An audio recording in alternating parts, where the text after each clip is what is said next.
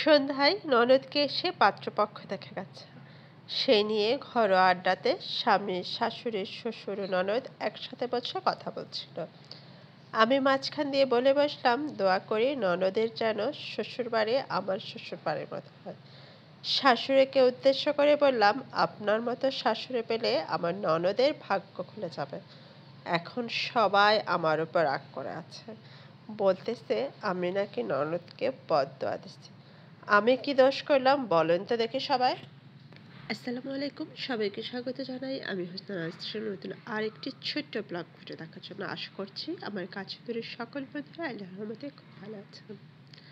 ছোট্ট একটা ব্লগ নিয়ে হাজির হয়ে গেলাম। আশা করি বরাবরের মতো আমার আজকের ব্লগটিও আপনাদের কাছে খুবই ভালো লাগবে। বাচ্চাদের বার্ষিক পরীক্ষা শেষ হয়ে গেছে, অনেক দিনও হয়ে গেল প্রায়, বাট আমরা এখনো কোথাও যেতে পারিনি। কিন্তু আমাদের প্ল্যান চলছে। আপনাদের ভাই আর ছোটোর জন্য ওয়েট করছে, আর সাথে আমার শাশুড়ি মাও অসুস্থ।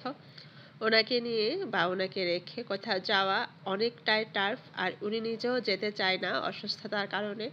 তো সব মিলিয়ে দেখা যাক আমাদের ভাগ্যে কে আছে। সবাই আমাদের জন্য দোয়া করবেন।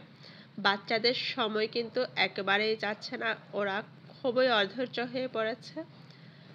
এই তো এখন দুপুরে রান্নাবান্না করছিলাম, আর দুপুরে রান্নাবান্নায় আজকে ছিল ঝটপট নতুন আলু দিয়ে মুরগির মাংসের পাতলা ঝোল, লাল শাক ভাজি।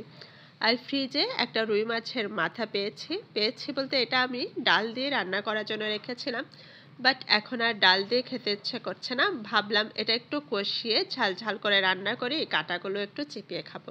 মাঝে মাঝে এভাবে নিজের পছন্দকে প্রাধান্য দিয়ে খেতে ভালো লাগে। তারপরে আসলে সবসময় পেরে উঠি না, আজকে কিভাবে পারলাম তাও। মাছের মাথা এভাবে খেতে কিন্তু অনেক ভালো লাগে, তবে আমি বেশিরভাগ তেলাপিয়া মাছের মাথাগুলো কয়েকটা জমিয়ে রেখে একটু ভেঙে যদি একদম কড়া ফ্রাই করা হয়, একটু পেঁয়াজ কুচি আর কাঁচামরিচ ফালি দিয়ে দেওয়া হয়, তাহলে কিন্তু অনেক টেস্ট হয়। এর আগে অবশ্য আমি আপনাদের সাথে শেয়ার করেছিলাম এভাবে খেতে কারা কারা পছন্দ করেন আর কাদের কাদের সুযোগ হয়, খেতে কেমন লাগে অবশ্যই শেয়ার করবেন আমার সাথে আমার কমেন্ট বক্সে। আমার কাছে খুবই ভালো লাগবে। ব্লগের শুরুতেই আপনাদের সাথে কিছু কথা শেয়ার করেছিলাম শাশুড়ি মা ননদের একটা কাহিনী।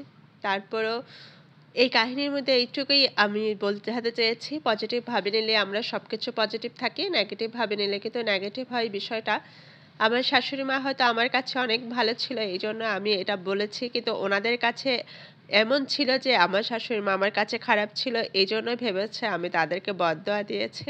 এটা কিন্তু আমার কাহিনী না হলেও আমাদের বাংলার এখনো অনেক পরিবারে এমন কাহিনী বিদ্যমান রয়েছে। তো সবার জন্য দোয়া রইল, সবার জন্য শুভকামনা রইল। সবাই সবার পাশে থাকবেন। এতক্ষণ পর্যন্ত যারা আমার সাথে ছিলেন সবাইকে জানাই অসংখ্য অসংখ্য ধন্যবাদ। এই তো রান্না বান্না শেষ, খাওয়া দাওয়া করতে বসে গেলাম। আজকে তাহলে এ পর্যন্ত। আল্লাহ হাফেজ।